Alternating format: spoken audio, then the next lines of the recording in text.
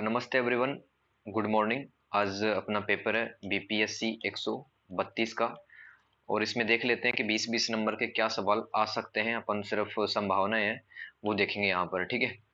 देखो, एक तो आता है आपका भारतीय राजनीति के अंदर, भारतीय राजनीति के अंदर उदारवादी तत्वों को बताइए। भारतीय राजनीति के अंदर उदारवादी उदारवादी तत्वों उदारवादी तत्वों को बताइए और विस्तार से बताना है। 20 नंबर का ही सवाल रहेगा। देखो, आपको इस आंसर की स्टार्टिंग कैसे करनी है मैं आपको बता देता हूँ। वही पॉइंट है, आप लिख के आना, ठीक है। तो कम से कम 3-4 पेज भर के आना उसमें। ये लास्ट ईयर भी आया था सवाल, इस बार भी आ सकता है, ठीक है। तो देखो, उदारवाद एक सोच है, उदारवाद एक विचारधारा है, ठीक है। उदारवाद एक राजनीतिक तथा नैतिक दर्शन है। नैतिक दर्शन है। नैतिकता का मतलब होता है व्यक्ति को क्या करना चाहिए, क्या नहीं करना चाहिए, ये सब नैतिकता होती है। तो उदारवाद एक राजनीतिक व नैतिक दर्शन है जो स्वतंत्रता जो स्वतंत्रता कोमा शासित कोमा शासित की सहमति। शासित क्या होता है? जिन लोगों पर शासन किया जा रहा है, यानी कि आम जनता, ठीक है। एक तो होता है शासक जो शासन करता है, एक होता है शासित जो जिस पर शासन किया जाता है। तो उदारवाद एक राजनीतिक और नैतिक दर्शन है जो स्वतंत्रता कोमा शासित की सहमति और कानून के समक्ष समानता पर आधारित है। यानी कि सबको कानून की दृष्टि से समान माना जाएगा, चाहे वो गरीब है चाहे वो अमीर है। तो कानून के समक्ष समानता पर आधारित यह एक प्रकार का दर्शन है, एक प्रकार की विचारधारा है, ठीक है। आगे क्या लिखोगे कि जो उदारवाद सोच है ना, वो किन बातों पर बल देती है? सीमित सरकार, यानी कि सरकार है ना ज्यादा हस्तक्षेप ना करे व्यक्ति के लाइफ में और बाजार की गतिविधियों। मैंने आपको बताया था उदारवाद पढ़ाते टाइम। तो उदारवाद एक विचारधारा है जो सीमित सरकार, लिमिटेड गवर्नमेंट, ठीक है, कोमा नागरिक अधिकारों नागरिक अधिकारों कोमा मानवाधिकारों कोमा मानवाधिकारों कोमा मुक्त बाजार का मतलब है कि सरकार हस्तक्षेप नहीं करती कि कौन सी चीज कितने रुपए की बिकेगी। कोमा लोकतंत्र कोमा धर्मनिरपेक्षता कोमा कोमा लिंग समानता कोमा नस्लीय समानता नस्लीय समानता और अंतर्राष्ट्रीयता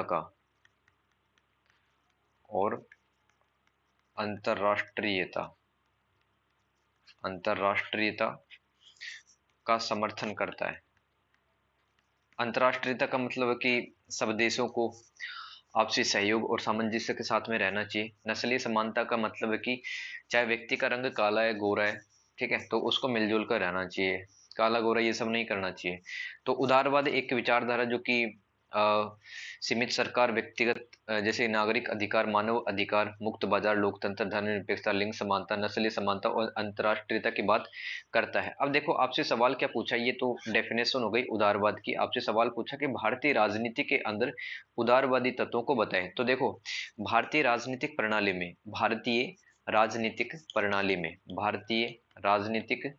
प्रणाली के अंदर क्या क्या पाया जाता है?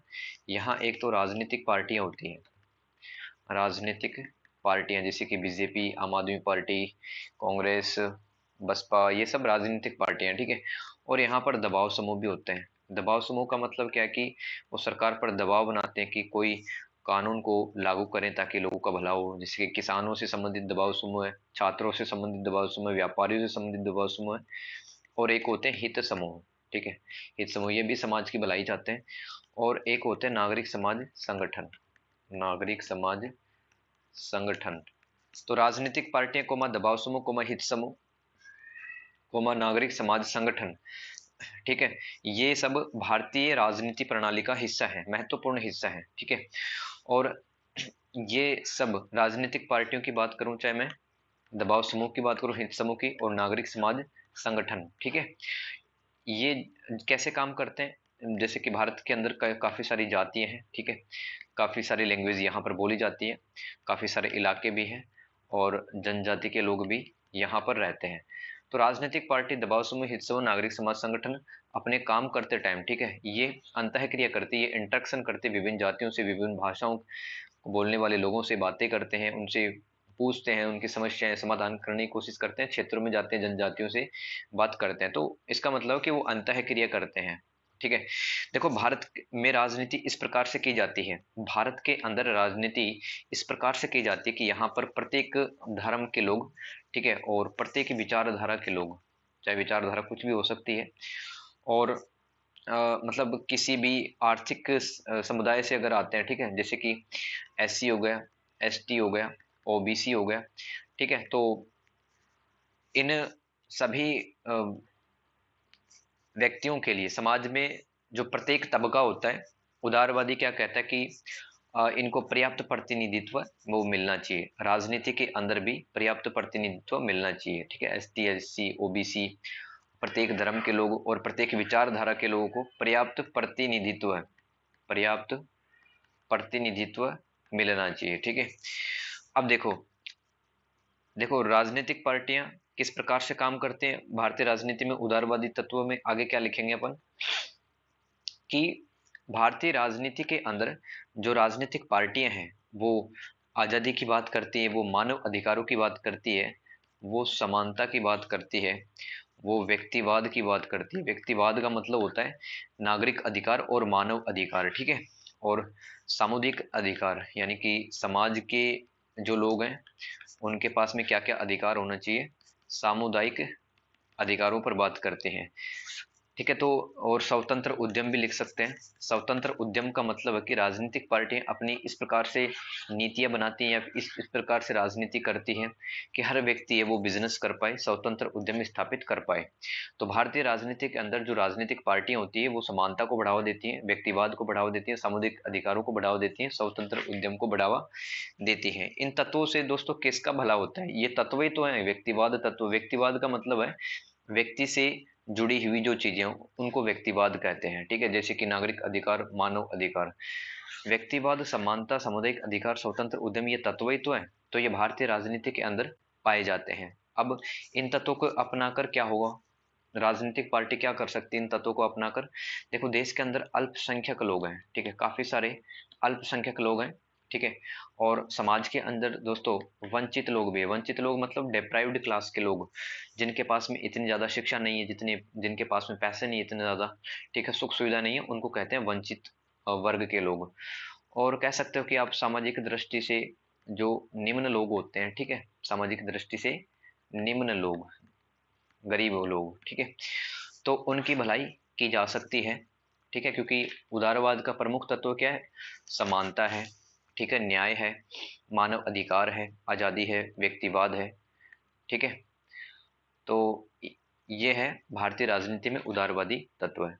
शुरुआत कैसे करनी है? गांधीवादी तत्वों को भारतीय राजनीति में किस प्रकार से अपनाया गया है? तो आप कैसे शुरुआत कर सकते हैं कि महात्मा गांधी की जो सोच थी, महात्मा गांधी की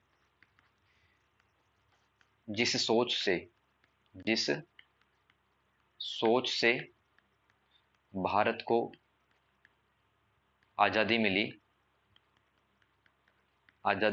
उसी सोच को क्या कहते हैं? गांधीवाद कहते हैं। किसी भी शब्द के सामने या अंत में अगर वाद लग जाता है, वाद, ठीक है, इसका मतलब होता है एक प्रकार की सोच, एक प्रकार की विचारधारा। तो महात्मा गांधी की जिस सोच से भारत को आजादी मिली उसको गांधीवाद कहते हैं, ठीक है। देखो, महात्मा गांधी जी ने दक्षिण अफ्रीका के अंदर 1893 ईस्वी से 1914 तक बहुत बढ़िया बढ़िया काम किया, यानी कि वहां पर नस्ल भेद भी चलता था, काला गोरा चलता था। तो इस समस्या को टैकल किया। भारतीयों की भी कभी काफी सारी समस्याएं हैं वो दक्षिण अफ्रीका में हल की थी, तो वो एक पॉपुलर नेता बन गए थे। भारत के जन्म जब भारत में जब आते हैं दक्षिण अफ्रीका से लौटकर महात्मा गांधी जी, तो 1915 के बाद में गांधी जी ने गांधीवाद का सहारा लिया, ठीक है। गांधी जी ने किस सोच का सहारा लिया? गांधीवाद सोच का। और यह सोच क्या कहती है? ये सोच कहती है कि सत्याग्रह, ठीक है, यानी कि अगर आपको कोई कितना भी परेशान करे, पीड़ित करे, तंग करे, आपको सच पे अड़े रहना है। अंत में सत्य की जीत होती है। इसके अलावा अहिंसा के साधनों का प्रयोग, गांधी जी ने कभी भी हथियार वगैरह नहीं उठाए, नॉन वायलेंस पे चलते थे दोस्तों। इसीलिए गांधी जी का जो मान सम्मान है वो काफी ज्यादा आज के टाइम पर भी बढ़ रहा है, ठीक है। और अंग्रेज भी झुक जाते थे, ठीक है। अहिंसा मतलब एक हार्ड मांस का जो व्यक्ति है, ठीक है, जिसके आधे तन पे कपड़ा नहीं है दोस्तों, अहिंसा सत्याग्रह है, इन सब साधनों का प्रयोग करके मतलब अंग्रेजी सरकार को उन्होंने झुका दिया था, घुटने टेकने पर मजबूर कर दिया था। तो यही सोच गांधीवाद है, कहलाती है। अब देखो आपको ये बताना है अब पेपर में कि भारतीय राजनीति के अंदर गांधीवादी तत्व कौन कौन से हैं, ठीक है। तो भारतीय राजनीति के अंदर, भारतीय राजनीति के अंदर, भारतीय राजनीतिक प्रणाली के अंदर क्या क्या आता है मैंने आपको बता रखा है। दबाव समूह आता है, दबाव समूह है, ठीक है। जैसे कि अखिल भारतीय किसान महासंघ, ये भी एक दबाव समूह है। छात्रों की भलाई करने वाला दबाव समूह, ठीक है। किसानों सॉरी मजदूरों के जो ट्रेड यूनियन होते हैं वो भी तो दबाव समूह होते हैं, हित समूह इसके अंदर आता है, ठीक है। ये कॉमन लिखना है। और नागरिक समाज, नागरिक समाज संगठन भी इसी में आता है, ठीक है। और जितने भी आपकी पॉलिटिकल यानी कि राजनीतिक पार्टी हैं वो भी किसके अंदर आती है, राजनीतिक प्रणाली में आती है। तो भारतीय राजनीतिक प्रणाली में दबाव समूह, हित समूह, नागरिक समाज और राजनीतिक पार्टियां जब गांधी जी का सोच का सहारा अगर लेती हैं तो भारत के अंदर गरीबी का उन्मूलन हो सकता है, क्योंकि गांधी जी ने मतलब गरीबी को दूर करने के अथक प्रयास किए थे। तो भारतीय राजनीति के अंदर जो पार्टियां रहती हैं, ठीक है, जो राजनीतिक दल रहते हैं वो भी तो गरीबी दूर करने की कोशिश करते हैं। और ये राजनीतिक पार्टी हैं, ये नारियों को उनके अधिकार दिलाने में महत्वपूर्ण भूमिका निभाते हैं। महिला सशक्तिकरण कहो या नारियों को अधिकार दिलाने की बात है, वो भी गांधीवाद के अंदर कही जाती है, ठीक है। और गांधी जी ने कहा था कि भाई समाज के जो लोग हैं वो आपस में मिलजुल के रहें, यानी कि धार्मिक और नरजातीय, नरजातीय का मतलब होता है विभिन्न जनजाति के लोग, नरजातीय। तो भारतीय राजनीति में धार्मिक एवं नरजातीय एकता के सूत्र पाए जाते हैं, ठीक है, जो कि गांधीवाद सोच से प्रेरित है। गांधीवाद भी तो यही सोच कहती थी। और गांधीवाद ने है ना दोस्तों अस्पृश्यता मतलब इनटचेबिलिटी, अस्पृश्यता जानते हो आपकी मतलब किसी को छूना देखना एक पाप सा माना जाता था। तो अस्पृश्यता का अंत ये भारतीय राजनीति का एक तत्व है जो कि गांधीवाद से प्रेरित है। और गांधी जी क्या मानते थे, स्वराज को मानते थे, स्व शासन को मानते थे, यानी कि किसी पर निर्भर नहीं होना है अपना। देखो डिपेंडेंसी है वो बड़ी खतरनाक होती है, गुलामी से भी बहुत बड़ी खतरनाक होती है डिपेंडेंसी। किसी पर अपन आश्रित है ना, रियल लाइफ में भी देखो आप, किसी पर अपन आश्रित है तो दूसरा जो व्यक्ति है वो इशारों पर हमें नचा सकता है, ठीक है। तो गांधी जी ने ऐसा ही कहा कि भाई खुद के लोगों का शासन होना चाहिए और भारत के अंदर भारतीय लोगों की ज्यादा से ज्यादा भारतीय राजनीति में भागीदारी होनी चाहिए। तो ये भी गांधीवाद से प्रेरित होता है। और गांधीवाद ने अहिंसा का सहारा लिया, ठीक है। और गांधी जी सच को भी मानते थे, राइट। तो भारतीय राजनीति के अंदर जो राजनीतिक पार्टी है वो अहिंसा, सच, स्वराज, स्वशासन, अस्पृश्यता, धार्मिक एवं जनजातीय एकता के सूत्र, गरीबी उन्मूलन, नारियों को उनके अधिकार, आप सफाई एवं स्वच्छता भी लिख सकते हो इसके अंदर, ठीक है, सफाई एवं स्वच्छता।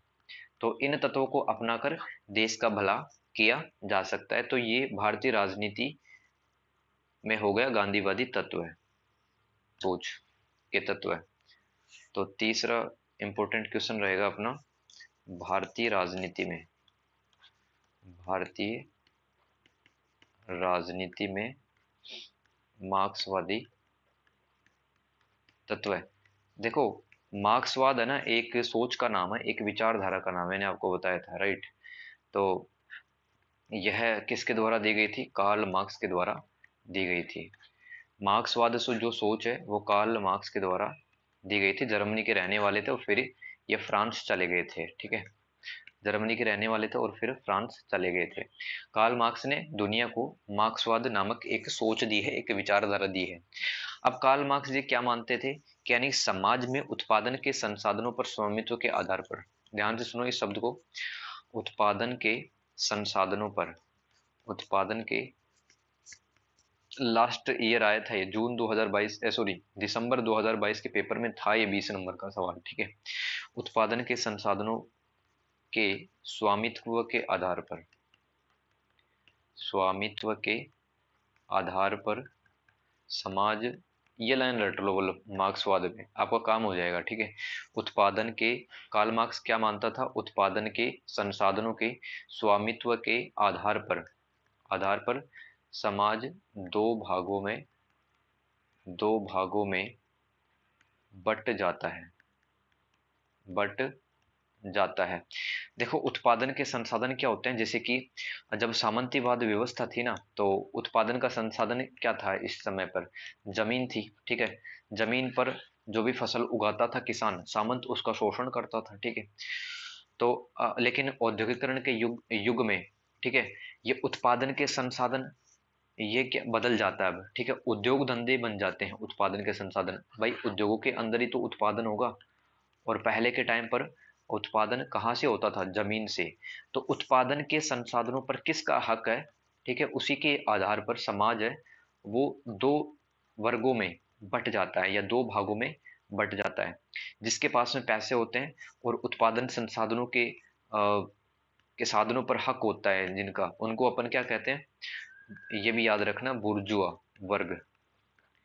जिनके पास में रुपए पैसे होते हैं, संसाधन होते हैं, उनको अपन कहते हैं बुर्जुआ वर्ग। और जो किसान होते हैं, मजदूर होते हैं, जिनका न तो कोई कंपनी होता, न कोई कारखाना होता, बस वो अपना पेट पालते हैं, उनको कहते हैं अपन सर्वहारा वर्ग, सर्वहारा वर्ग। तो कार्ल मार्क्स ने मतलब भारतीय राजनीति को कैसे स्पष्ट किया है, देखो अब कैसे लिख के आओगे कि कार्ल मार्क्स के अनुसार उत्पादन के संसाधनों के स्वामित्व के आधार पर समाज दो भागों में बटा होता है, बुर्जुआ वर्ग व सर्वहारा वर्ग। अब देखो ये तो आपने बता दिया है मार्क्सवादी सोच क्या है, ठीक है।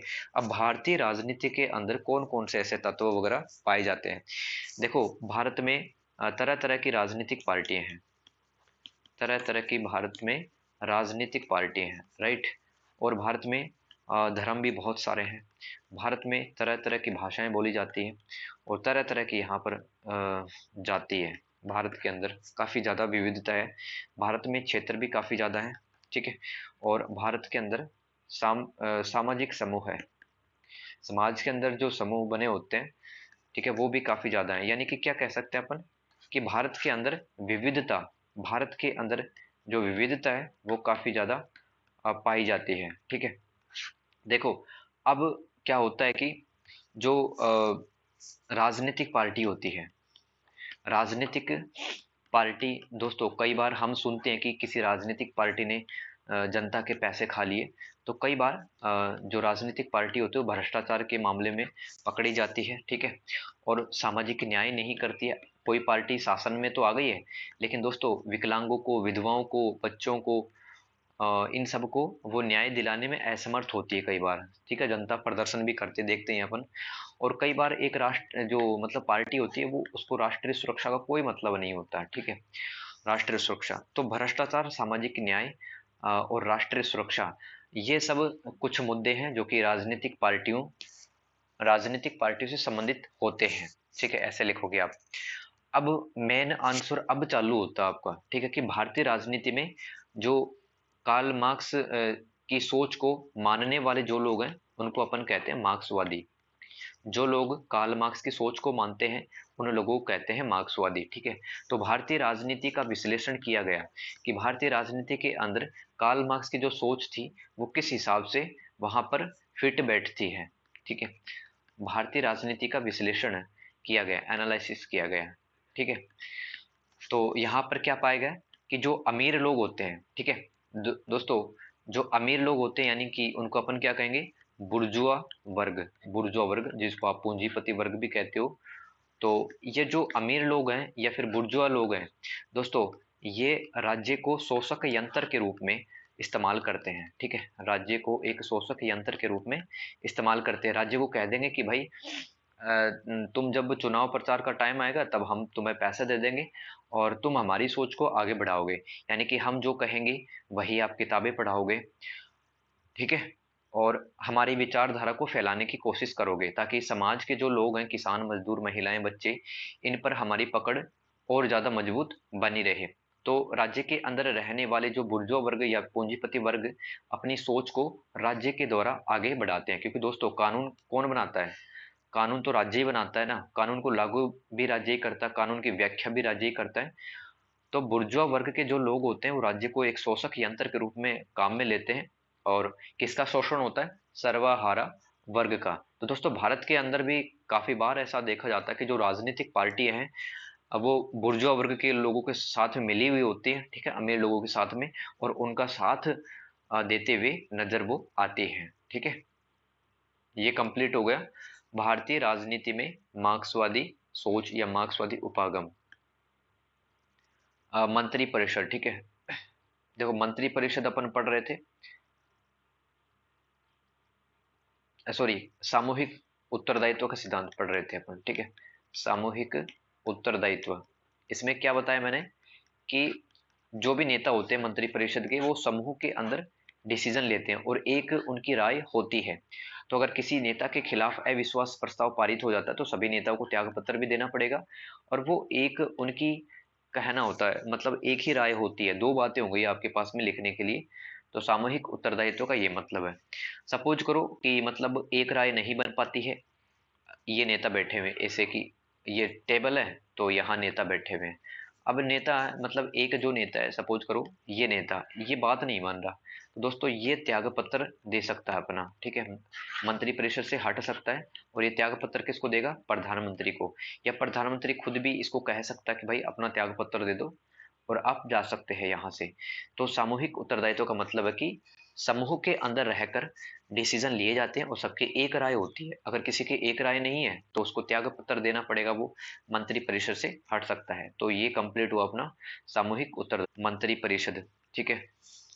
देखो मंत्री परिषद के अंदर लिखना आएगा तो आप आर्टिकल 74 और आर्टिकल 75 लिख के आओगे, ठीक है, कि मंत्री परिषद से संबंधित महत्वपूर्ण अनुच्छेद आर्टिकल 74 और आर्टिकल 75 है, ठीक है।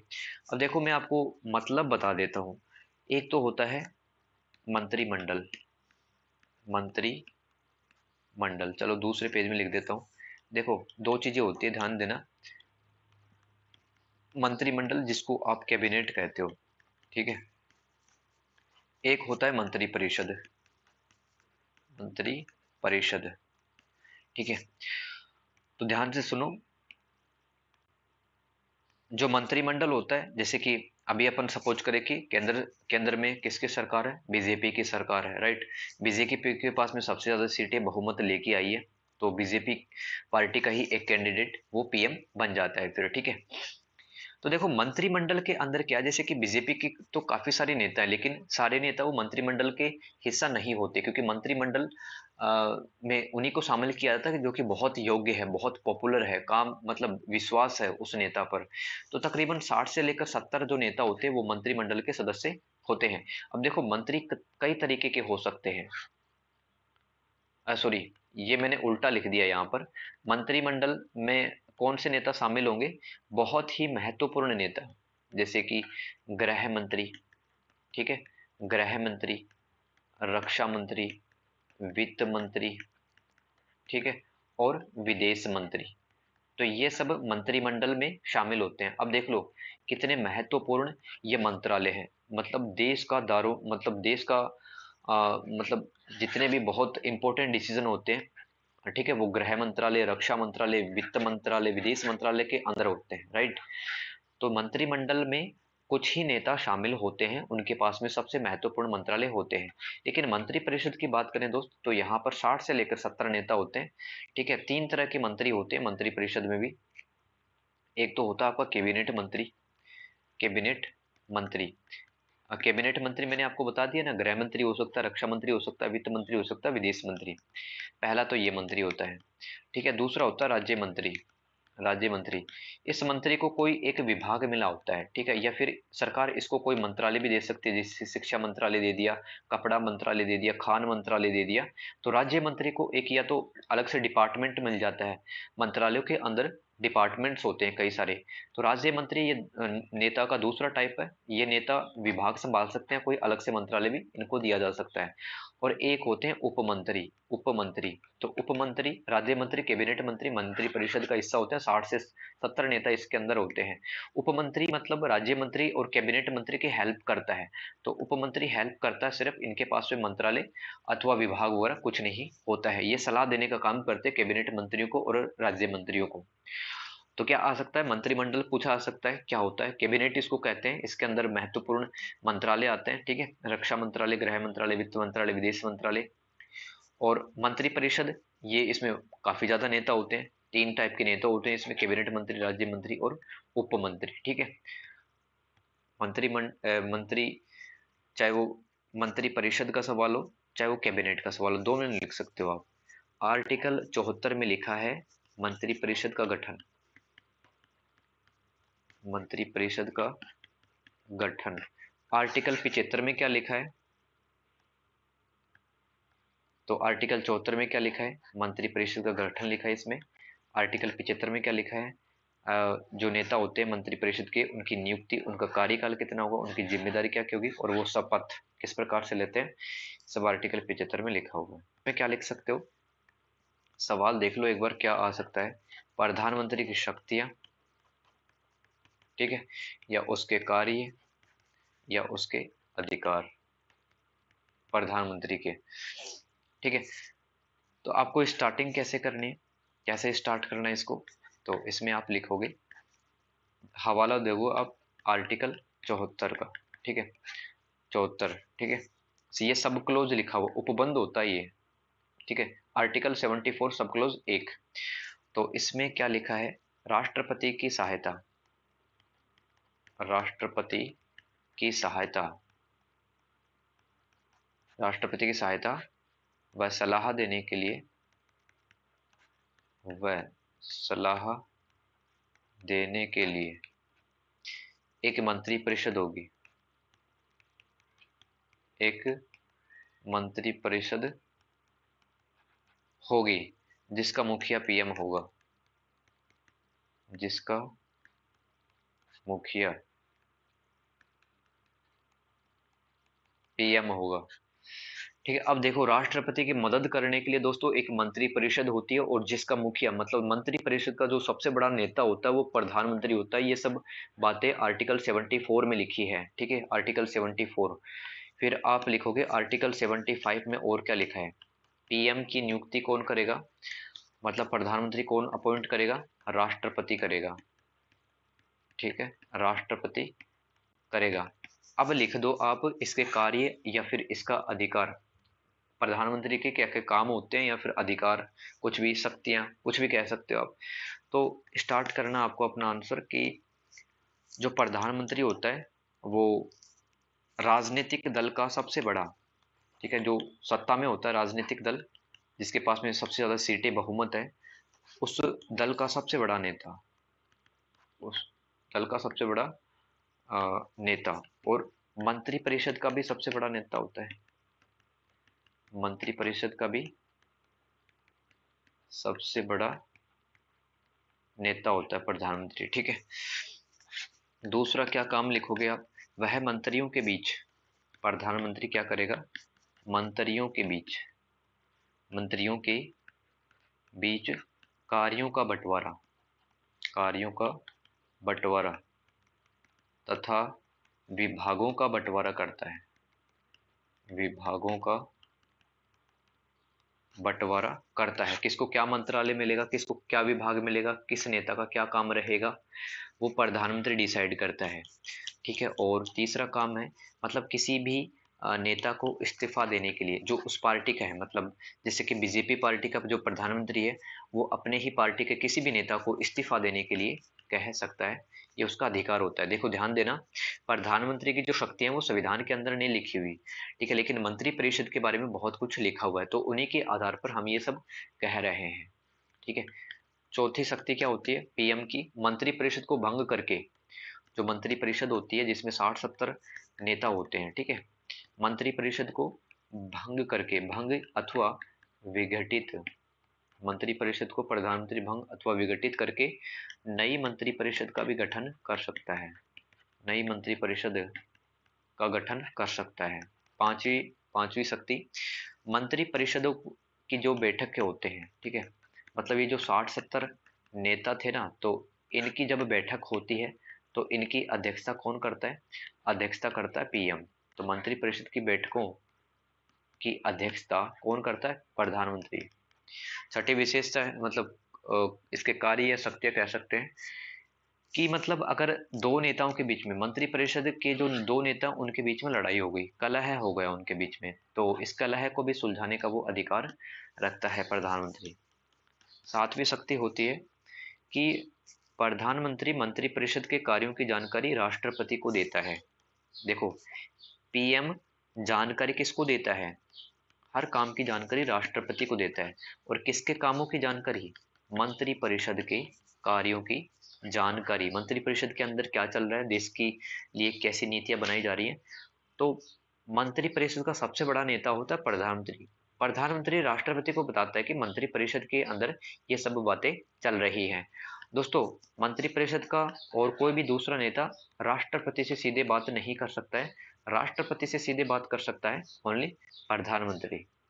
ठीक है, और लिख के आ सकते हैं अपन कि जो लोकसभा को विघटित किया जाता है, लोकसभा को भंग किया जाता है राष्ट्रपति के द्वारा, तो राष्ट्रपति खुद से अपनी इच्छा से कुछ करता नहीं है, तो प्रधानमंत्री इसको सलाह देता है। प्रधानमंत्री के पास में ताकत होती है सलाह देने के लिए। राष्ट्रपति को कहता है कि आप लोकसभा को भंग कर दो। ठीक है, तो ये भी आप ध्यान रखना। और देखो, देश की आंतरिक देश की आंतरिक नीति देश की आंतरिक नीति और विदेश नीति की समीक्षा अथवा निर्माण किसके द्वारा होता है? पीएम के द्वारा। ठीक है, देश के अंदर की जो नीतियां बनती हैं उनको भी देखते रहते हैं प्रधानमंत्री, और देश की जो बाहर की नीतियां हैं, ठीक है, जिसको अपन विदेश नीति कहते हैं, उनको भी प्रधानमंत्री जी देखते रहते हैं। ठीक है, देखो और क्या लिख सकते हैं, और आप ये लिख सकते हो कि जो नीति आयोग होता है, ठीक है, बाद में बताऊंगा नीति आयोग क्या काम करता है, ये एक थिंक टैंक की तरह काम करता है। मतलब देश के अंदर किस प्रकार की नीतियां अपनानी जानी चाहिए वो नीति आयोग देखता है। तो नीति आयोग राष्ट्रीय विकास परिषद राष्ट्रीय विकास परिषद और राष्ट्रीय राष्ट्रीय जल परिषद, ठीक है, राष्ट्रीय विकास परिषद और राष्ट्रीय जल परिषद, इन तीनों समितियों का अध्यक्ष होता है। नीति आयोग का भी अध्यक्ष पीएम होता है, राष्ट्रीय विकास परिषद का भी अध्यक्ष पीएम होता है, राष्ट्रीय जल परिषद का भी अध्यक्ष पीएम होता है सिर्फ। तो ये प्रधानमंत्री के कार्य अथवा शक्ति अथवा उसके अधिकार। अब देखो, संघीय विधायिका, यानी कि दोस्तों केंद्र की जो विधायिका होती है उसकी अपन बात कर रहे हैं यहाँ पर।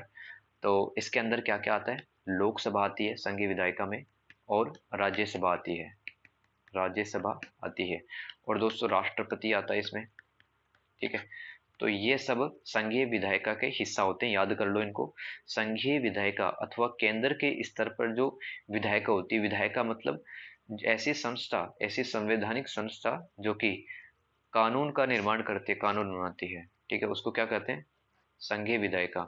तो संघीय विधायिका में कौन कौन हिस्सा होते हैं? लोकसभा, राज्यसभा और राष्ट्रपति। ठीक है, ये आप लिख के आना है। सवाल आ सकता है लोकसभा पर टिप्पणी लिखना 10 नंबर का। देखो, लोकसभा को अपन क्या कहते हैं, एक दूसरा नाम है इसका निम्न सदन। निम्न सदन निम्न सदन, ठीक है, या लोअर हाउस भी कह सकते हैं अपन। तो देश के अंदर लोकसभा कब पहली बार बनी, वो आपको याद रहना चाहिए 1952 में, ताकि जो आप है वो आपकी आंसर अच्छा दिखे। देश के अंदर पहली लोकसभा का निर्माण 1952 में हुआ था, क्योंकि चुनाव है 1951-52 तक निपट गए थे। ठीक है, भारत के संविधान के अलग अलग भाग होते हैं। ठीक है, तो भारत के संविधान के भाग नंबर 5 में आर्टिकल 79 से लेकर आर्टिकल 122 तक, यानी कि भारत के संविधान के भाग 5 में अनुच्छेद 79 से लेकर अनुच्छेद 122 तक लोकसभा के बारे में बताया गया है। ठीक है, लोकसभा की संरचना कैसी होगी, कितने सदस्य होंगे, लोकसभा में सदस्यों का कार्यकाल कितना होगा, ठीक है, लोकसभा की प्रक्रियाओं के बारे में और लोकसभा के विशेषाधिकार, ये सब अनुच्छेद 79 से लेकर 122 तक लिखा है। ये लोकसभा से संबंधित है। ठीक है, अब देखो अधिकतम जो सदस्य होते हैं लोकसभा में वो कितने हो सकते हैं, मैक्सिमम मेंबर हो सकते हैं आपके 550। ठीक है, लेकिन आज के टाइम की अगर बात करें अपन प्रेजेंट टाइम की, ठीक है, प्रेजेंट टाइम में कितने हैं, 543 है, मतलब 7 सीटें वो खाली हैं। अधिकतम सदस्य लोकसभा में कितने हो सकते हैं, 550 हो सकते हैं, लेकिन वर्तमान में सिर्फ 543। ठीक है, 543 मेंबर्स हैं। अब लोकसभा के जो नेता होते हैं उनको कौन चुनता है, सांसदों को कौन चुनता है, मैं आपको बता देता हूं, ये आपको याद रखना है। ठीक है,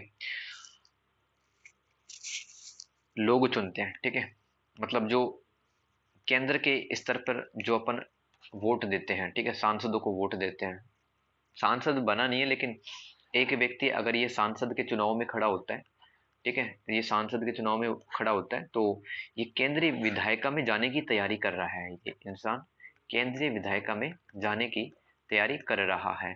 तो जनता मतलब इसको प्रत्यक्ष रूप में वोट देती है। ठीक है, लोकसभा के जो प्रतिनिधि होते हैं वो कैसे चुनते हैं, जनता प्रत्यक्ष विधि का मदद लेती है। ठीक है, इनको सीधे वोट करते हैं अपन, राइट।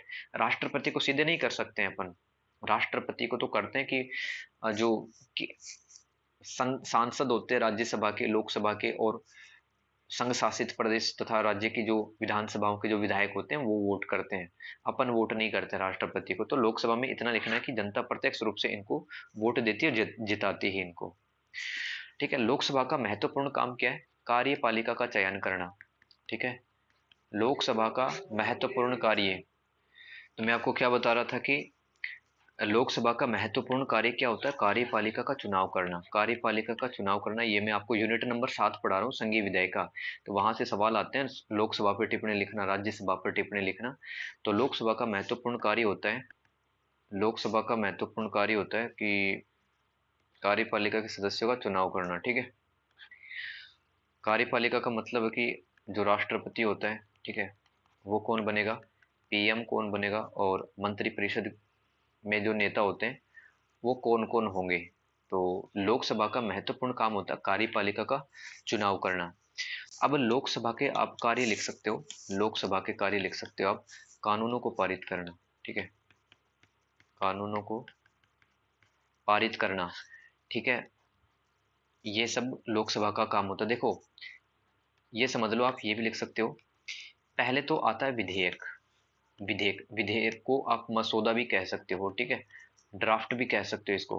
पहले प्रस्तुत किया जाता है विधेयक, जैसे कि किसानों के लिए कोई कानून बनाया जा रहा है तो कानून सीधे नहीं बनता है, पहले वो विधेयक का रूप होता है, विधेयक प्रस्तुत किया जाता है। ठीक है, वो लोकसभा में अंदर भी प्रस्तुत होता है, राज्यसभा के अंदर भी प्रस्तुत होता है। अगर दोनों सदनों से अनुमति मिल जाती है कि हाँ भाई विधेयक ठीक है, ये कानून बन जाना चाहिए, तो फिर ये विधेयक मतलब राष्ट्रपति के पास में जाता है। ठीक है, और राष्ट्रपति जब इस पर साइन कर देता है कि हाँ भाई ठीक है, ये विधेयक है, ये कानून बन सकता है, भारत की जनता पर लागू हो सकता है, तो इस प्रकार से कानून बनता है। पहले विधेयक प्रस्तुत किया जाता है लोकसभा और राज्यसभा में। ठीक है, तो लोकसभा का कार्य क्या है, कानूनों को पारित करना। ऐसे ही राज्यसभा में लिख सकते हो, और राज्यसभा का काम क्या है, कानूनों को पारित करना या विधेयक को प्रस्तुत करना, ये भी एक काम है लोकसभा का।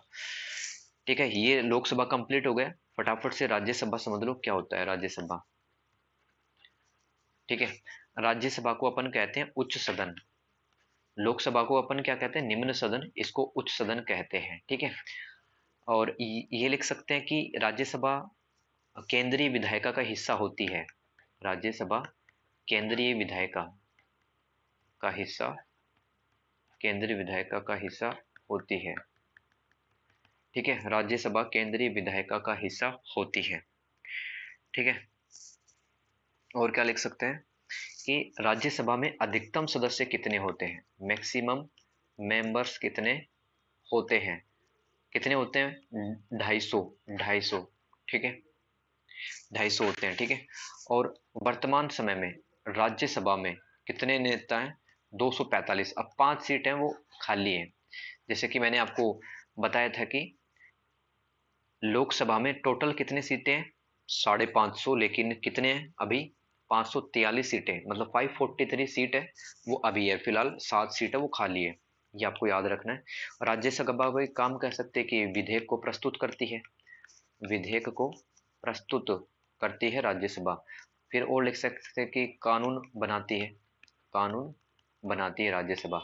अब देखो, आपको ये भी पता होगा कि राष्ट्रपति 12 लोगों को मनोनीत करता है, राष्ट्रपति 12 लोगों को राज्यसभा का सांसद बनाता है। ठीक है, कौन लोग होते हैं? जिनके पास में कला के क्षेत्र में, विज्ञान के क्षेत्र में, ठीक है, और समाज के क्षेत्र में, और खेल के क्षेत्र में, आदि क्षेत्रों में अगर उस व्यक्ति ने कुछ बहुत बड़ा काम किया, जैसे कि सचिन तेंदुलकर जी हिस्सा रह चुके हैं, हेमा मालिनी रह चुकी हैं, ठीक है, तो इन लोगों ने अपने अपने क्षेत्र में बहुत बढ़िया काम किया है, देश का नाम रोशन किया है, तो राष्ट्रपति इनके नाम सिलेक्ट कर सकता है, यानी कि इनको चुनाव वगैरह लड़ने नहीं पड़ेंगे, सीधे सीधे राज्यसभा के सांसद वो कहलाएंगे। ठीक है, अब राज्यसभा के कार्य लिख सकते हो आप, जो कि 10 नंबर का सवाल है, 100 शब्द में लिखना है अपने को। तो कार्य क्या लिखेंगे अपन कि अगर राज्य सूची से संबंधित, अगर लोकसभा राज्य सूची से संबंधित किसी भी विषय से छेड़छाड़ करती है, ठीक है, देखो राज्य सूची, समवर्ती सूची और केंद्र सूची, 3 सूचियां होती है ना। केंद्र सूची पे कौन बना सकता है? केंद्र बना सकता है सिर्फ। राज्य सूची पे राज्य सरकार बना सकते हैं। समवर्ती में राज्य और केंद्र दोनों आपसी सहमति से बना सकते हैं। तो कोई भी ऐसा सब्जेक्ट, सूची का मतलब होता है लिस्ट, ठीक है, कुछ ऐसे सब्जेक्ट होते हैं, कुछ ऐसे विषय होते हैं जिन पर राज्य कानून बना सकता है। अगर राज्य सूची की कहीं पर भी चर्चा करती है तो भाई राज्यसभा को पूछना आवश्यक है, ये लिख देना। राज्यसभा का अनुमोदन लेना या राज्यसभा की परमिशन लेना जरूरी है अगर राज्य सूची से संबंधित किसी भी विषय पर चर्चा की जा रही है या कोई विधेयक प्रस्तुत किया जा रहा है लोकसभा के अंदर राज्य सूची से रिलेटेड। ठीक है, तो लोकसभा किसको पूछेगी? राज्यसभा के सदस्यों को पूछेगी। राज्यसभा अगर सहमत है तभी वो राज्य सूची के अंदर बदलाव हो सकता है। ठीक है, और इसका और कार्य लिख सकते हो राज्यसभा का आप कि कानून बनाने की प्रक्रिया ये शुरू कर सकती है। कानून बनाने की जो प्रक्रिया है शुरू कर सकती है, शुरू कर सकती है। लोकसभा के अंदर भी यही लिख देना आप कि कानून बनाने की प्रक्रिया शुरू कर सकती है, विधेयक प्रस्तुत किया जा सकता है और कानून बनाने की है केंद्रीय विधायिका। ये तीनों पॉइंट कॉमन रहेंगे, ये तीनों बातें हैं आप समान रूप से लिख सकते हैं लोकसभा और राज्यसभा में। ठीक है, अब देखो राष्ट्रपति पे भी टिप्पणी लिखना आ सकता है। भारत का राष्ट्रपति, देखो ध्यान से सुन लो, ये राज्य का प्रमुख होता है, यानी कि भारत राज्य का प्रमुख कौन है? राष्ट्रपति है। तो राज्य का प्रमुख कौन होता है? राष्ट्रपति। लेकिन दोस्तों नाम मात्र की शक्ति होती है, नाम मात्र की शक्तियां होती है राष्ट्रपति के पास में। ठीक है, ध्यान रखना कि यह किसी भी सदन का सदस्य नहीं होता है, किसी भी सदन का सदस्य नहीं होता है, नहीं होता है। राष्ट्रपति किसी भी सदन का सदस्य नहीं होता है, ना तो लोकसभा का सदस्य होता है और ना राज्यसभा का राष्ट्रपति सदस्य होता है। ठीक है, लेकिन फिर भी लेकिन फिर भी यह संघीय विधायिका या फिर केंद्रीय विधायिका का हिस्सा होता है राष्ट्रपति। मैंने आपको 3 बातें बताई थी कि संघीय विधायिका के 3 हिस्से होते हैं, एक तो लोकसभा होती है, एक राज्यसभा और एक राष्ट्रपति। तो राष्ट्रपति नाम मात्र का प्रमुख होता है, राज्य का प्रमुख होता है, ठीक है, नाम मात्र की शक्तियां होती है इसके पास में। और राष्ट्रपति किसकी सहायता से काम करता है? मंत्रिपरिषद की सहायता से वह काम करता है। ठीक है, राष्ट्रपति की आप शक्तियां लिख सकते हो। अगर राष्ट्रपति पे ही टिप्पणी लिखना आता है तो राष्ट्रपति के पास में क्षमा करने की शक्ति होती है, किसी अपराध को माफ कर सकता है, अपराध को कम कर सकता है या फिर निलंबन कर सकता है। और राष्ट्रपति के पास में देर एक और पावर होती है कि अगर कोई विधेयक लोकसभा से भी पारित हो जाता है और राज्यसभा से भी पारित हो जाता है तो किसके पास में जाता है? राष्ट्रपति के पास में वह विधेयक जाता है, ठीक है। तो राष्ट्रपति इस विधेयक को रोक सकता है, मतलब अपने पास में 14 दिनों तक वह रोक सकता है, ठीक है। मतलब वापस से इन लोगों को बोल सकता है कि इस विधेयक पर एक बार और चर्चा कर लो, मतलब जो कानून आप बना रहे हो इस पर और ज्यादा चर्चा कर लो, ठीक है, फिर मैं साइन वगैरह कर दूंगा। लेकिन दोस्तों ध्यान रखना, धन विधेयक के केस में ऐसा नहीं कर सकता है राष्ट्रपति। राष्ट्रपति को साइन करने ही पड़ते हैं। मैंने आपको क्या बताया कि धन विधेयक एक अपवाद है, ठीक है, एक एक्सेप्शनल केस है मनी बिल या फिर धन विधेयक। धन विधेयक पर राष्ट्रपति को साइन करने ही होते हैं, बाध्यकारी होता है राष्ट्रपति, मैंडेटरी होते हैं साइन करने। अन्य विधेयकों पर लोकसभा और राज्यसभा को वो कह सकता है कि भाई इस पर वापस से एक बार और विचार कर लो आप, ठीक है।